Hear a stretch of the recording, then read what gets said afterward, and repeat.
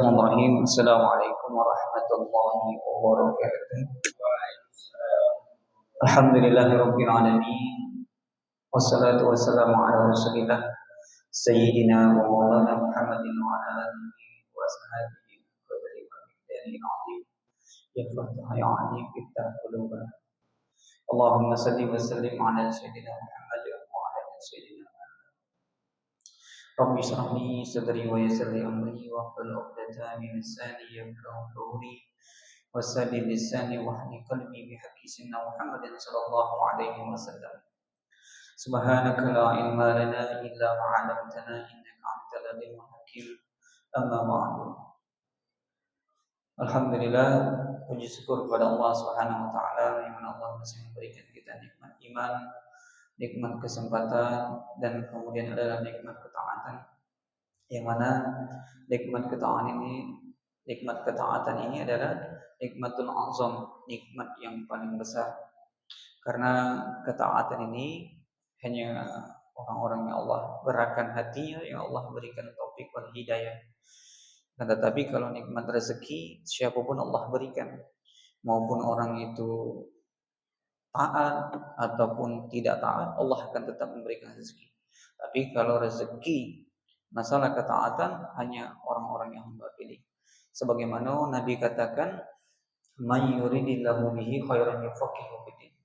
Barang siapa yang Allah itu inginkan seorang hamba itu menjadi baik, maka Allah akan pahamkan dia dengan ilmu agama. Artinya kalau sudah paham agama, dia akan mendekat, merapat dan taat kepada Allah Subhanahu wa taala. Insyaallah kita lanjutkan kajian kitab Al-Imam Haddad As-Sayyidiniyah, yaitu kitab tasawuf, membahas tentang lanjutannya, yaitu tentang masalah dianjurkannya sholat berjamaah. Wa kana Abu Bakar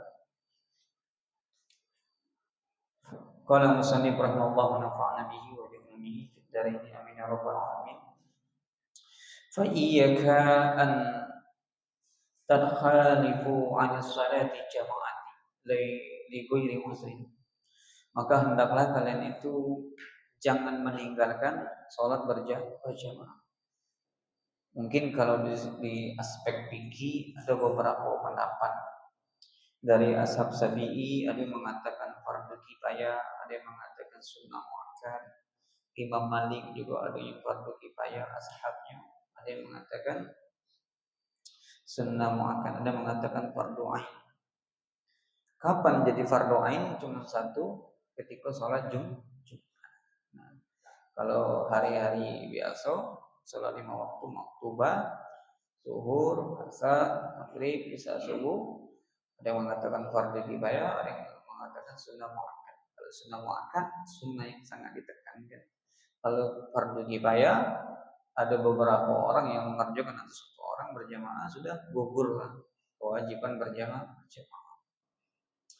Cuman kalau besok jangan ditinggalkan hatta uzrin, walaupun dalam keadaan uzur, kecuali dalam keadaan uzur yang masalah, uzur yang sangat berat, najizun, dan itu sebagaimana menjadi tanggung jawab kita berjamaah.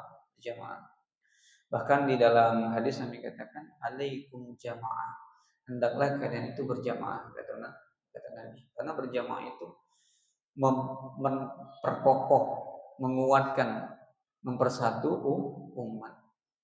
Kita tuh kalau sering ketemu, sering salaman, itu tuh menimbulkan kedekatan. Nanti ada timbul kontak. Fa'ina, maka sesungguhnya yadallah ala jama'atin, pertolongan Allah itu kepada orang yang selalu berjamaah. Sini artinya kompak, berjamaah juga dan kompaknya. Yumkinaka an ta'azara, dan dimungkinkan atas engkau kalau tidak ada uzur, ya lakukan berjamaah. Baina yadallahu alamul ghuyub, sesungguhnya di sisi Allah itu Allah Maha mengetahui. Jadi Allah sangat mencintai hamba-hamba yang mereka itu ketika dipanggil mereka itu segera hadir. Hayya salat, hayya salat, ayo salat. Baru hayya al falah. Setelah salat baru kemenangan. Falah itu artinya kemenangan. Kalau falaha pakai tasdik artinya bertani, petani. Kalau pakai tasdik, masjid al falah, masjid kemenangan. Kalau falaha itu artinya kemenangan. Jadi kita dianjurkan berjamaah. Yang wajib cuma jika ketika sholat Jumat, karena sholat Jumat itu salatnya kalau Imam Syafi'i itu 40 orang, artinya berjamaah. Wa in bada, maka sesungguhnya dimulailahkah bagimu qu'udu fil bainaka li amri ra'aita fihi khairan. Maka di situ ada sisi kebaikan. Ada kebaikan, wasolahan, dan menjadi ada manfaat fiddin di dalam agama atau dunia ataupun perkara dunia. Kenapa? Kalau kita jamaah itu aman. Tidak ada lah, jarang lah lupa 3 atau 2 karena sudah ada imam. Jadi kita tinggal ngikuti gerakan imam. Nah, itu kemenangannya. Dan kedua, kalau kita ada khusyuk, imamnya khusyuk, sholatnya diterima. Atau imamnya tidak khusyuk, makmum yang di ujung khusyuk. Inilah terangkatnya qabulnya aman. Jadi ada qabul, ada sah. Kalau diterima di dalam sholat, pahalanya atau diterimanya aman itu bonus. Tapi kalau sah, kita dipinta berkewajiban untuk menunaikan setiap ibadah itu dituntut sah. Nah, bagaimana sah? Secara fikih dibahas lagi panjang lebar. Sah itu harus memenuhi syarat, rukun, menjauhi hal-hal yang membatalkan. Ketika sah, gugur kewajiban. Nah, kalau tidak sah dalam satu ibadah, la uskut, tidak gugur kewajiban tersebut, maka dikategorikan orang yang belum menunaikan ibadah. Ketika sah, berkemungkinan diterima bonus, diterima tidak wajib, tidak wajib. Tugas kita cuma menunaikan secara sah. Nah, cuman kalau sholatnya sah, insya Allah diterima. Nah, amannya berjamaah kalau kita tidak khusyuk, entah kemana, tapi sah sholat kita dan kita menjadi makmum, imamnya yang khusyuk, imamnya yang dijabah, dan imamnya dijabah mau tidak mau makmumnya ikut terangkat. Di situ amannya jamaah. Imamnya tidak khusyuk, makmum yang sikap paling ujung khusyuk. Nah, qabul ya. Nah, di situ paling aman yang berjamaah. Di sini katakan masalah laka fiddin, ada keutamaan di dalam agama dan kebaikan au dunia, atau juga perkara dunia. Kenapa kalau kita sering berjamaah kan otomatis sering bertanya di mana Pak tinggal Pak? Sering ketemu di masjid. Nah, di situ menjalin silaturahim di situ. Sering ketemu mustahil pula ada ngobrol kan. Adalah sesekali ngobrol. Di mana Pak tinggal Pak? Atau ketemu di jalan, pernah nampak di masjid. Nah, jadi ada manfaat, sisi manfaatnya. Dan kedua, kalau kita sudah sering berjamaah, itu satu orang berjamaah yang tidak hadir, mulai kita bertanya-tanya, si fulan itu mana yang kau udah nampak ya biasa hadir terus jamaah. Nah, mulai tanda. Nah, di situ lagi mulai mencari, oh dia sakit. Nah, mulailah kita ada rasa simpatik untuk menjenguk. Jadi sisi manfaat itu mendatangkan rasa kedekatan di dalam hati, belum lagi bersalaman. Dalam hadis muslimaini, tidaklah dua orang muslim itu bertemu, talqaini bertemu, musafaha dan bersalaman, illa kecuali ghufira lahu, Allah ampunkan dosanya, hatta tafarraqan, sampai mereka berpisah. Jadi gugur. Kita salaman tadi itu udah gugur dosa-dosa tapi ini dosa-dosa kecil. Kalau dosa masalah harta, utang ataupun haknya, kita wajib minta ridhonya dulu. Adapun kita dosa seuzon sama dia kemarin sudah dengan salaman gugur, salah hilap dikit gugur. Nah, itulah aman yang salaman gugur. Kita pernah, ada lagi yang mengatakan tidak boleh salaman di dalam badan sholat katanya.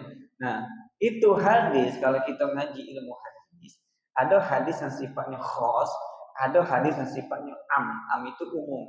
Kalau yang di sini kata Nabi, tidaklah dua orang muslim itu bertemu kemudian bermusyawarah kecuali dosanya diampunkan sampai mereka berpisah. Ini hadisnya bertemu, berarti makna bertemu di sini dimanapun mau pada sholat. Kenapa ulama kita buat pada sholat? Karena ibadah sholat inilah kita ketemu. Kalau di jalan itu jarang, tidak mungkin pula berhenti salaman kan tidak mungkin. Nah disinilah kesempatan pada sholat. Sallallahu alaihi sambil sholawatnya dapat pahala, salamannya menggugur dong. Jadi luar biasa istifadah manfaatnya. Jadi jangan risih, ini amalia yang sangat luar biasa, sepele tapi bisa menggugurkan dosa dan bisa mendatangkan manfaat. Baiknya sambil salaman, sambil sholawat. Nah, harus di jalan kan repot ketemu di jalan. Nah, assalamualaikum Mas Pri, nabung merah salaman, tintin nih kelasan kawan kan Pak ya. Jadi inilah kesempatan kita bersalaman di masjid. Kita pernah diskusi semuanya, ada yang mengatakan dari ini udah kate. Kemudian fa'akhraja maka keluar ila masjid Allah sholati. Maka ketika sudah panggilan azan, hendaklah kita keluar menuju ke masjid. Awqatu di dalam setiap waktu sholat. Hayya sholat, bergegas ke masjid. Kita salihah untuk sholat berjamaah, untuk melaksanakan jamaah. Au khuzu ilaika min yusalli ma'aka fil baitika wala wahidan hatta tasliman minal kharaja. Dan ketika engkau berjamaah itu duo itu sudah dikatakan jamaah. Berdua be niatlah imam jika tidak mesti 3, tidak mesti 4. Duo di dalam fikih duo itu sudah dikategori jamaah. Jadi kalau kita jamaah berdua jangan kayak gini, sebenarnya seperti ini. Yang penting tumit si imam lebih maju daripada tumit si makmum. Nanti datang yang sikok lagi, Allahu Akbar, yang ini pun seperti itu jamaah. Jadi sebenarnya pertama di sebelah kanan ya. Yang ini nanti. Kalau tidak mau maju-maju boleh dia tarik.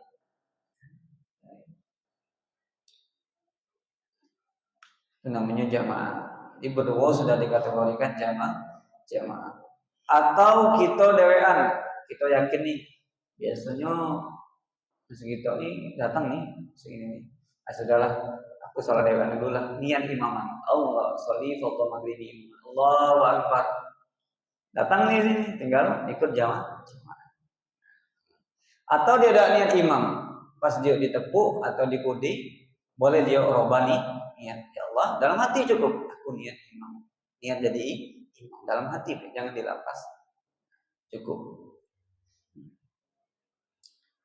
Kemudian watafazul sawabi, dan orang berjamaah keunggulan dia mendapatkan suatu kemenangan dan pahala yang begitu besar. Beda 27 derajat, bahkan tidak bisa mengungguli. Ada satu ulama dulu ketika ketinggalan jamaah, beliau sedih minta ampun, minta ampun.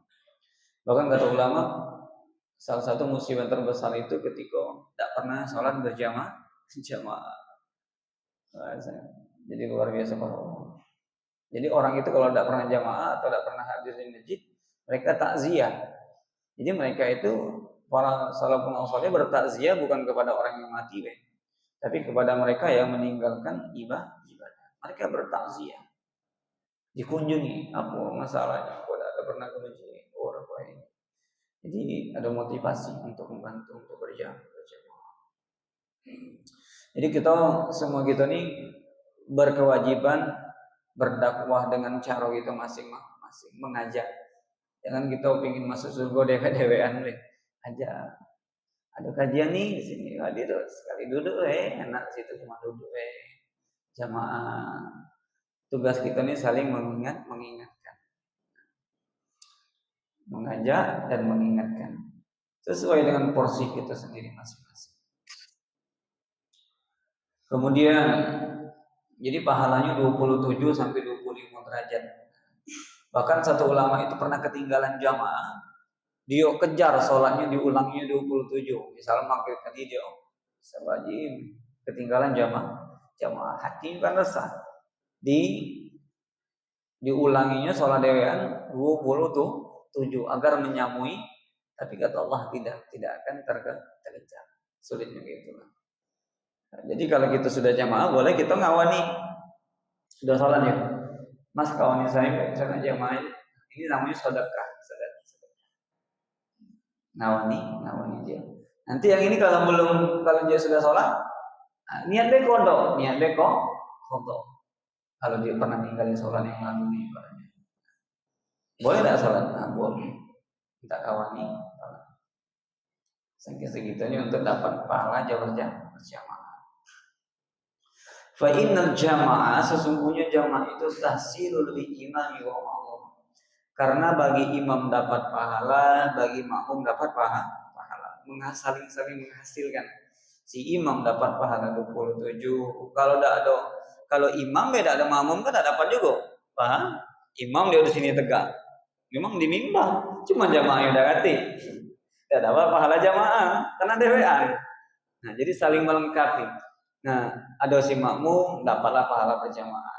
Si makmum juga jangan sombong, aku dapat jamaah. Kalau ada imam dia dewean tidak dapat juga. Nah, jadi saling tahsilul, saling melengkapi, saling mendapat. Kemudian wa kullu dan keduanya itu kasyiru, begitu banyak karena afdal, banyak manfaatnya, utamanya banyak. Tazaqqu sholati, mendapatkan kemenangan di dalam sholat, wa yazidu sawabiha, dan menambah pahala. Wa khalafal imam, dan di belakang imam minal ahlil air, apalagi imamnya orang soleh, orang alim. Jadi kalau di dalam fikih syarat menjadi imam itu cuma satu, yang penting sholatnya sah. Nah, kalau abdol baru ada tingkatan. Nah, sama-sama sah nih, mana yang paling abdol? Nah, baru ada tingkatan. Cuman kalau syaratnya cuma sikoba, yang penting siapapun jadi imam boleh. Nanti ada hadis ini, sallu khallafa kullabir wal fajir. Salatlah kalian walaupun imam itu fajir, fasik, ataupun orang baik. Artinya syarat sah jadi imam itu cuma satu. Yang penting sholatnya sah. Sah dalam arti kata syarat rukun terpenuhi. Sholatnya sah jadi imam. Nah, nanti dibahas lagi. Afdol, mana yang paling afdol jadi imam? Nah, ada tingkatan. Nah, kalau di dalam Imam Syafi'i, mazhab kita Imam Syafi'i, itu yang paling afdal afqah, orang yang ahli fikih. Karena karena dia ahli fikih, ketika dia ada kekurangan, kecacatan, kehilapan di dalam sholat, dia tahu solusinya. Mana yang dia ambil? Kekurangan ini ada solusinya. Wah, ini sunnah, jangan balik lagi. Nah, dia tahu solusinya, permasalahannya ada solusinya. Yang paling afdal adalah afqah di dalam Imam Syafi'i. Kedua, kalau sama-sama ahli fikih, akrab, mana yang paling banyak hafalannya. Tengok lagi. Sama-sama banyak hafalannya, diundi lagi. Yang mana yang paling alim, yang paling waro. Yang mana sampai yang mana pakaian yang paling bagus, yang mana yang paling hijrah duluan. Nah, cuman kan sulit. Yang penting sekarang nih imamnya sah, sudah aman gitu. Yang penting sah. Secara fikih sah, salahnya sah juga gitu. Cuma di sini ditekankan khalafal imama minal ahlil khair wa salaha. Nah, apalagi kalau imamnya orang yang baik, wasolaha, orang alim, ini Allah. Wa tarjih, dan diunggulkan dia lebih baik menjadi imam ala salati khalafa min laisa daripada imam yang tidak ahli fikih, imam yang tidak paham perkara-perkara fikih di salat. Jadi wajib mengetahui ilmu fardiyah, ilmu-ilmu fardhu dalam sholat itu hukumnya wajib. Seperti salah satu syarat sholat itu harus mengetahui yang mana yang fardu, yang mana yang sunnah. Kalau subhanallah, kalau dia meyakinin yang sunnah itu wajib, masih sah sholatnya. Tapi kalau dia meyakinkan yang wajib itu sunnah, maka tidak sah sholatnya. Makanya wajib ketika belum memasuki belajar, sebelum memasuki amalia, yajibu talabul ilmi, wajib dia mengetahui ilmu-ilmu tentang perkara sholat. Wayang bagi, maka selayaknya antakhra wa tajahidu an tusalli khalfal imamil ma'rufin bittaqwa. Maka selayaknya kita tuh ditekankan sholat sama imam yang ma'ruf, yang baik, bertakwa dan bertakwa. Cuman kan sulit, ya sudahlah. Yang penting sholatnya sahih. Cuman itu paling afdal. Wa hadza min haitsul afdalul aula, dan inilah paling utama dan paling afdal dan paling aula paling utama, afdal yang paling utama juga. Wa ila faqad qala alaihi wasallam, kalau tidak ada juga ya sudah, kata Nabi, sallu khalafa kulli bir wal fajir, salatlah kalian walaupun di belakang orang fasik maupun orang baik. Yang penting secara fikih, secara syariat salatnya sah, aman gitu salatnya. Yang penting salatnya sah. Baca surah sunnah, yang penting wajib Al-Fatihah, yang rukun, yang nampak, yang dengar Allah.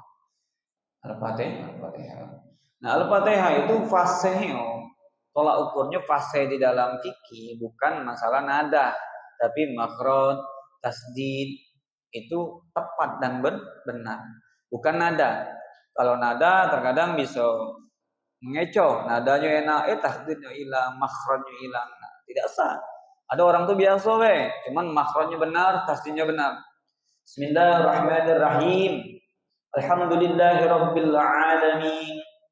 Ar-Rahmanir Rahim. Nah, tapi dia benar, makhrajnya benar, tasdidnya benar. Salah. Jadi tolak ukurnya tajwid dan makhraj dan tasdid. Wa fil masyi ilal masjid, dan berjalan ke masjid itu li ajli sholati, untuk sholat. Sawabu azim, pahalanya begitu besar. Orang yang melangkah itu. Sekarang kita udah ada melangkah, cuman pakai motor.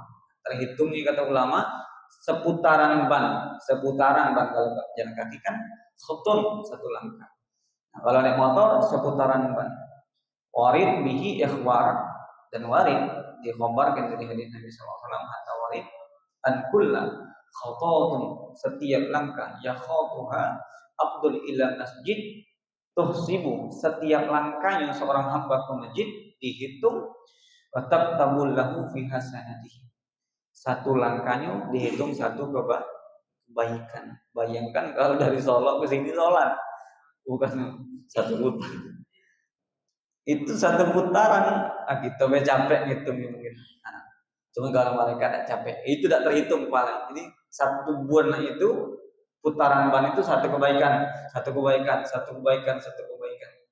Kalau gitu mungkin tidak terhitung, tapi kalau mereka terhitung.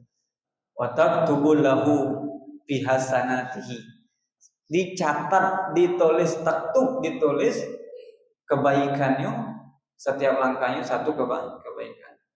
Wa intizara, dan menunggu sholati ba'da sholati, menunggu dari sholat ke sholat. Ini kita nih menunggu nih, misalnya malah pahala ngaji dapat, pahala nunggu sholatnya udah dapat.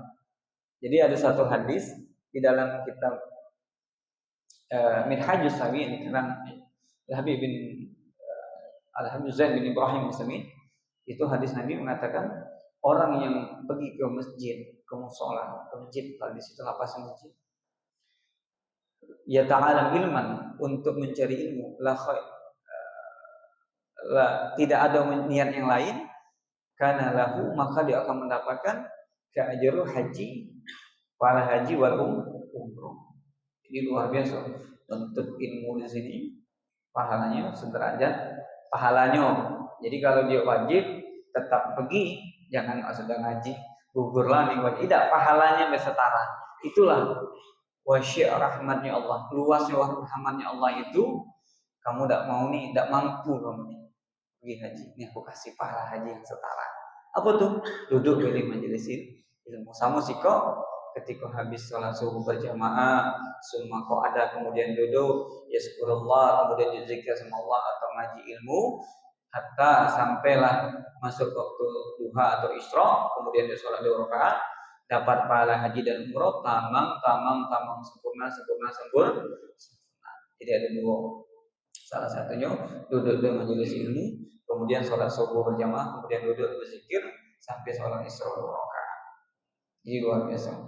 Nah, wa inta zaratul shalah ba'da sholati, menunggu sholat, dari menunggu habis sholat nih duduk tunggu sholat zikir ngaji seperti ini, ba'da sholat sampai pada sholat, sampai sholat yang akan datang, min qariba, maka itu dikaitkan masalah an tusalli maghrib sumat, seperti digambari ulama, seperti dia sholat nih, sholat maghrib, sumat tajlis, kemudian dia duduk di masjid, duduk di masjid di ajli isya, sampai menjelang waktu isya, hatta tosaliha, sampai dia sholat isya lagi, wal muntaziru lis salati yaktubu Abdullahi musalliyan, dia dicatat seperti orang yang lagi sholat, cuma duduk ya sampai isya, dicatat pahalanya sholat seperti orang yang lagi sholat.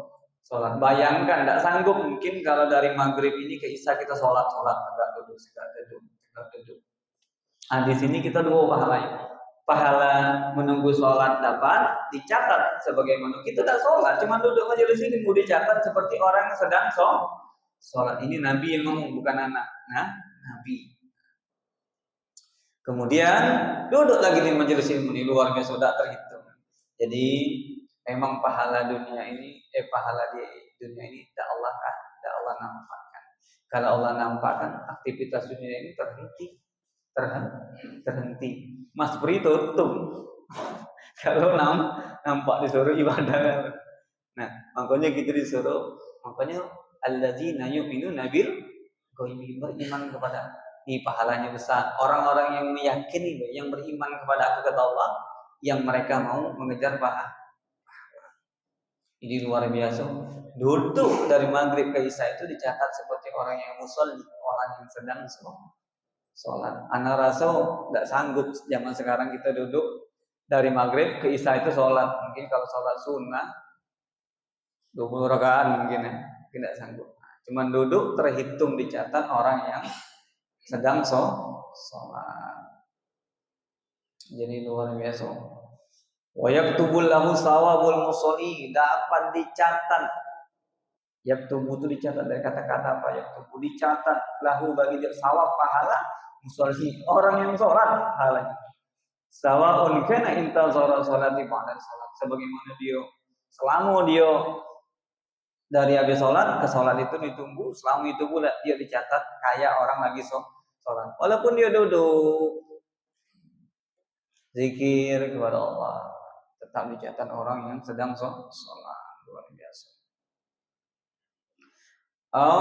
Saqqa ila masjid qabla taqama salati faqa'ada, atau juga dia dihukumi seperti orang yang mendirikan sholat, atau dia duduk yang zuruha, dan dia menunggu lazi yumkisu, dan dia menepati fil mahali, di tempatnya tadi, allazi salli fihi la yazalu malaikat, maka malaikat la yazalu, terus menerus malaikat tastaghfirulahu, beristighfar kepada si orang yang duduk nunggu sholat tadi.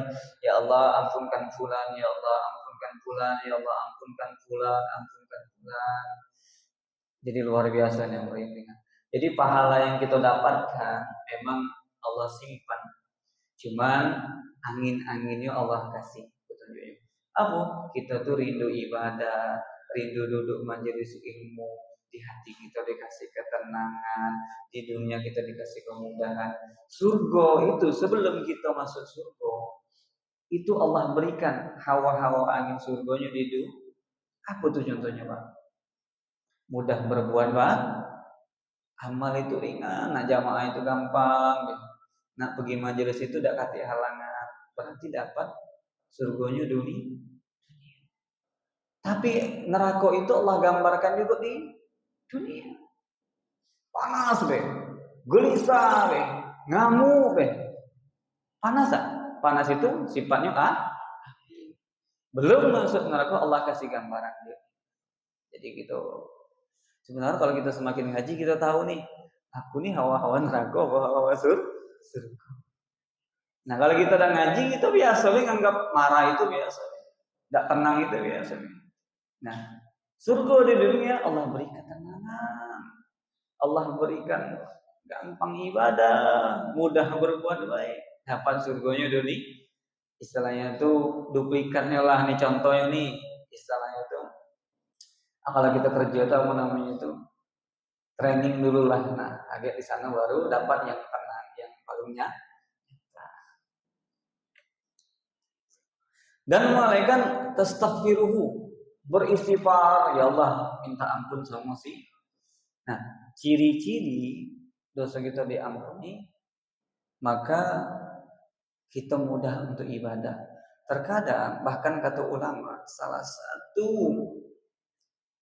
menjadi hijab itu penghalang untuk dekat sama Allah itu adalah dosa. Tapi Ustaz, kita kan punya dosa semua, benar.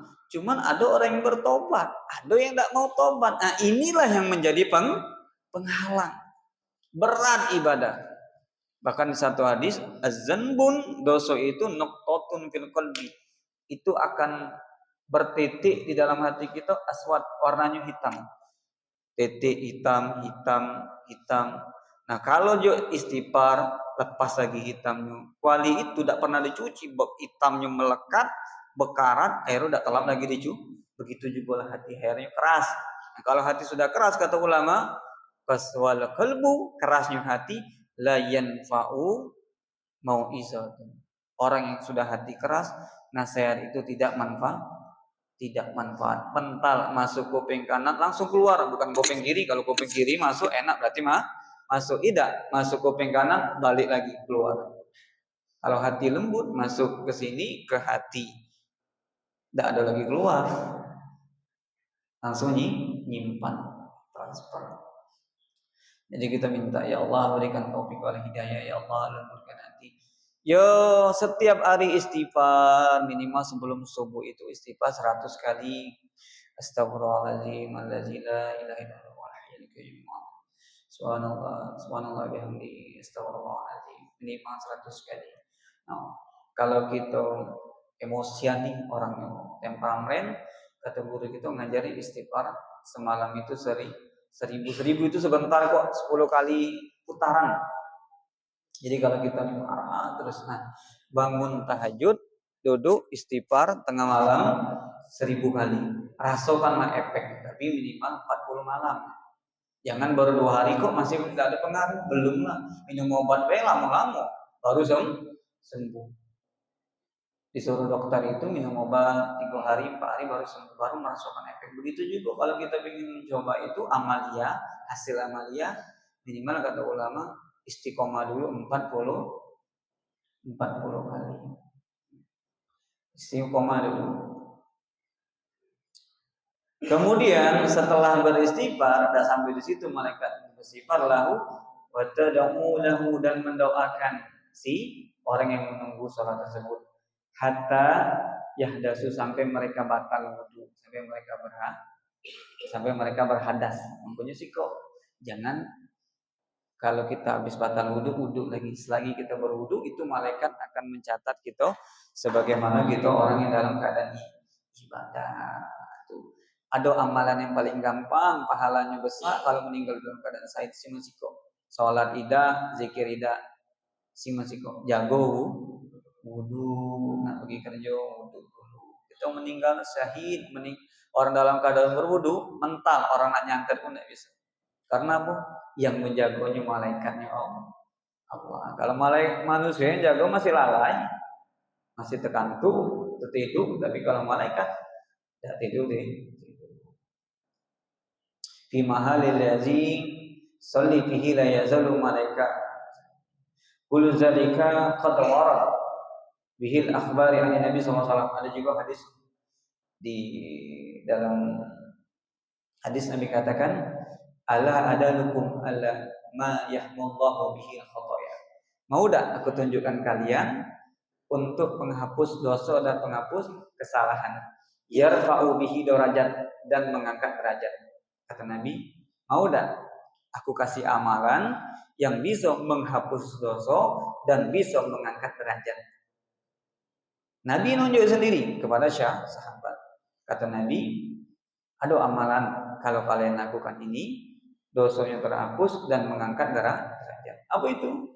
Isbabul wudu, berwudu dengan sempurna, alal maqari, dalam keadaan yang sangat tidak mengenakan. Tengah malam nih bangun dingin berwudu, wudu dengan sempurna. Ini penghapus dosa, pengangkat derajat. Wa kasaratul khataya, dan bisa dan semua kesalahan itu bisa dihapuskan ilal masjid, dan banyak melangkah ke masjid.